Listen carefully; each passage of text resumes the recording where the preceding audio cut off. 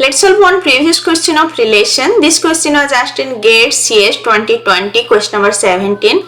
Let R be the set of all binary relation on the set 1, 2, 3. Suppose a relation is chosen from R at random. The probability that the chosen relation is reflexive round up to 3 decimal places dash. So it is asking what is the probability of chosen relation is reflexive. I already discussed the formula for finding number of reflexive relation during reflexive lecture. So number of reflexive relation possible equals to 2 power n square minus n. Here what is n? N equals to 3, the cardinality of set. So 2 power 3 square minus 3.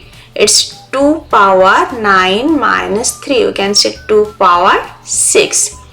Now number of relations possible. Number of relations possible equals to 2 power n square. So 2 power 3 square is 2 power 9. Number of reflexive relation possible equals to 2 power 6. Number of relation possible equals to 2 power 9. Now the probability of chosen relation is reflexive is 2 power 6 divide 2 power 9. So 2 power 6 will be cancelled. It will be 1 divide 2 power 3. Or you can say 1 divide 2 power 3 is 8. 1 divide 8.